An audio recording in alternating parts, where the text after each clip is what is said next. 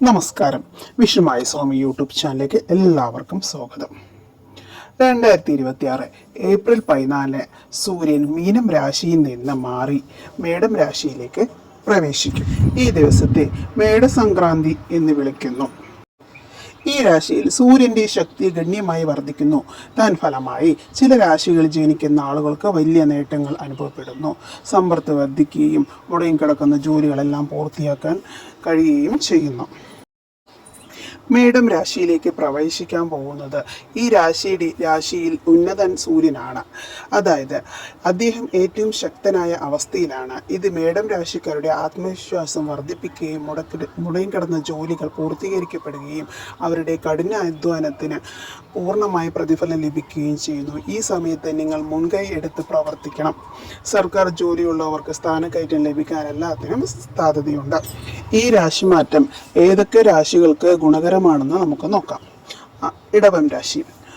സൂര്യൻ വൃശ്ചികം രാശിയിൽ നിന്ന് 12ാം ഭാവത്തിൽ സംക്രമിക്കും. ഈ രാശിയിൽ ജനിച്ചവർ അവരുടെ ചിലവുകൾ നിയന്ത്രിക്കേണ്ടതുണ്ട്. ഈ രാശിയിൽ ജനിച്ചവർ വീട്ടിൽ നിന്ന് അകലെ ഒരു ജോലി അന്വേഷിച്ചാൽ വിജയം കണ്ടെത്തും. അവർക്ക് ഒരു ജോലി ലഭിക്കാൻ സാധ്യതയുണ്ട്. സംഘർഷങ്ങളും അഭിപ്രായ വ്യത്യാസങ്ങളും ഒഴിവാക്കുക.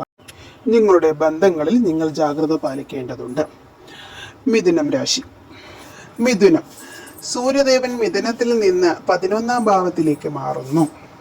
11ാം ഭാവം ലാഭകരമായ ഒരു ഭാവമായി കണക്കാക്കപ്പെടുന്നു.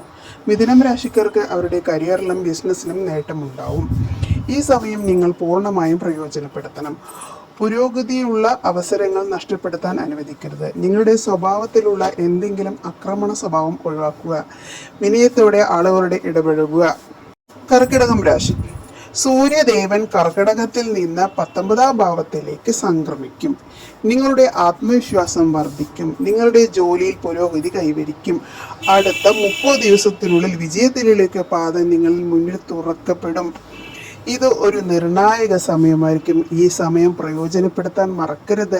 അഹങ്കാരം ഒഴിവാക്കുക. നെഗറ്റീവ് ചിന്തകൾ നിങ്ങളെ കീഴടക്കാൻ അനുവദിക്കരുത്. ചിങ്ങം രാശി. 9ാം ഭാവത്തിൽ സൂര്യൻ പ്രവേശിക്കുന്നു. ചിങ്ങം രാശിയിൽ ജനിച്ചവർക്ക് ഭാഗ്യം അനുകൂലമായി കാണപ്പെടുന്നു. മുറുകിക്കിടക്കുന്ന ജോലികൾ പൂർത്തിയാക്കാൻ ശ്രമിക്കുക. വിജയം തീർച്ചയായും നിങ്ങളെ കാത്തിരിക്കുന്നതാണ്. തൊഴിൽ സംബന്ധമായ ശ്രമങ്ങൾ വിജയിക്കും.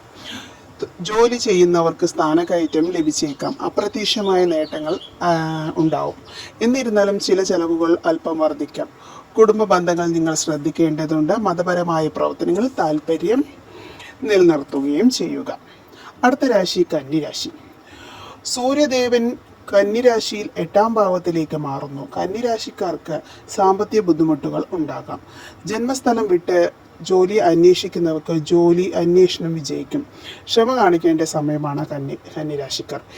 ഏതു കാര്യത്തിലും അമിതമായ തിടുക്കം ഒഴിവാക്കണം. ബന്ധങ്ങളിൽ പ്രത്യേകിച്ച് ഭാര്യ ഭർത്താക്കന്മാരുടെ അഭിപ്രായ വ്യത്യാസങ്ങൾ വർദ്ധിക്കുന്നത് ഒഴിവാക്കുക. തുലാം രാശി. സൂര്യദേവൻ തുലാം രാശിയിൽ നിന്ന് 7ാം ഭാവത്തിലേക്ക് മാറുന്നു. മേടത്തിൽ സൂര്യൻ ഉയർന്നിരിക്കുന്നു. തുലാം രാശിയിൽ അദ്ദേഹം ഏറ്റവും ദുർബലനായി കണക്കാക്കപ്പെടുന്നു. തുലാം രാശിക്കാർ അവരുടെ ജോലികൾ ശ്രദ്ധാപൂർവം ചെയ്യണം. കാര്യങ്ങൾ നീട്ടിവെക്കുന്നത് ഒഴിവാക്കുക. വീട്ടിലും കുടുംബത്തിലും നിങ്ങളുടെ പങ്കാളിയുമായി അഭിപ്രായ വ്യത്യാസങ്ങൾ ഉണ്ടാവാൻ സാധ്യതയുണ്ട്. സംഘർഷങ്ങൾ ഒഴിവാക്കുന്നത് നല്ലതായിരിക്കും. നെഗറ്റീവ് ചിന്താഗതി കൊണ്ട് തീരുമാനങ്ങൾ എടുക്കുന്നത് ഒഴിവാക്കുക. തുലാരാശിക്കാർ അവരുടെ ആരോഗ്യത്തെക്കുറിച്ച് നല്ല ശ്രദ്ധ വേണം. അടുത്ത രാശി വൃശ്ചികം രാശിയാണ്. വൃശ്ചികം രാശിക്കാരുടെ 6ാം ഭാവത്തിൽ സൂര്യനും സംക്രമിക്കുന്നു.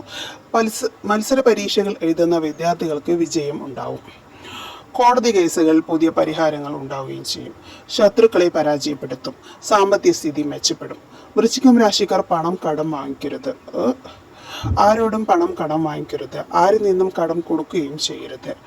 അടുത്ത ഒരു മാസത്തിലേക്ക് പുതിയ നിക്ഷേപങ്ങൾ നടത്തുന്നതെല്ലാം ഒഴിവാക്കുന്നത് നല്ലതായിരിക്കും. ധനുരാശി. സൂര്യദേവൻ ധനുരാശിയിൽ 5ാം ഭാവത്തിലൂടെ സഞ്ചരിക്കുന്നു. ധനുരാശിക്കാരുടെ സാമ്പത്തിക സ്ഥിതി മെച്ചപ്പെടും. നിങ്ങളുടെ പദ്ധതികൾ വിജയീകരിക്കും. മുടങ്ങിക്കിടക്കുന്ന ജോലികൾ പൂർത്തീകരിക്കും. അടുത്ത 30 ദിവസത്തിനുള്ളിൽ നിർണായകമാണ്. ഓരോ ദിവസവും ശ്രദ്ധാപൂർവ്വം ആസൂത്രണം ചെയ്യുക. നിങ്ങളുടെ കുട്ടികൾക്ക് വിജയം നേടാൻ ധനുരാശിക്കാർ കോപം ഒഴിവാക്കണം. നിങ്ങളുടെ അഹങ്കാരം വളരാൻ അനുവദിക്കരുത്. മകരം രാശി. സൂര്യദേവൻ മകരം രാശിയിൽ 4-ാം ഭാവത്തിലൂടെ സഞ്ചരിക്കുന്നു. മകരം രാശിക്കാർക്ക് മുടങ്ങിക്കിടക്കുന്ന ജോലികൾക്ക് ആക്കം കൂടാം. സർക്കാർ ജോലികൾ വിജയമുണ്ടാവും.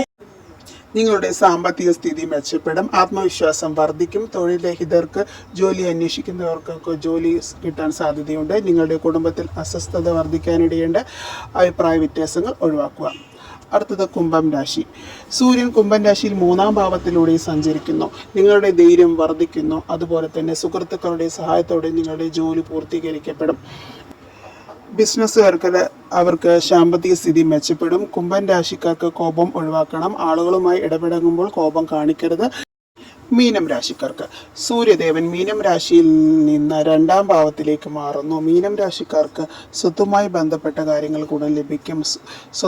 സ്വത്ത് വാങ്ങിക്കുന്നതിനോ വിൽക്കുന്നതിനോ നിങ്ങൾ ആലോചിച്ചിരിക്കുമെങ്കിലും അത് തീരുമാനമെടുക്കാൻ പറ്റിയ സമയമാണ്. 30 ദിവസം നിർണായകമാണ്. നിങ്ങളുടെ സാമ്പത്തിക സ്ഥിതി മെച്ചപ്പെടുന്നതും നിങ്ങൾക്ക് ബഹുമാനം ലഭിക്കുകയും ചെയ്യുന്നു. നിങ്ങളുടെ സംസാരത്തിൽ അഹങ്കാരം ഒഴിവാക്കുക. ആളുകളുമായി ഇടപെടുമ്പോൾ പൗരുഷമായ ഭാഷ ഒഴിവാക്കുകയും ചെയ്യുക. അപ്പോൾ എല്ലാവർക്കും സന്തോഷകരമായ ദിവസമാവട്ടെ എന്ന് പ്രാർത്ഥിച്ചുകൊണ്ടും എല്ലാവരുടെയും ആഗ്രഹങ്ങളെല്ലാം പൂർത്തീകരിക്കാൻ കഴിയട്ടെ, എല്ലാവർക്കും നല്ലൊരു ദിവസം ഉണ്ടാവട്ടെ എന്ന് പ്രാർത്ഥിച്ചുകൊണ്ട് നിർത്തുന്നു. നന്ദി, നമസ്കാരം.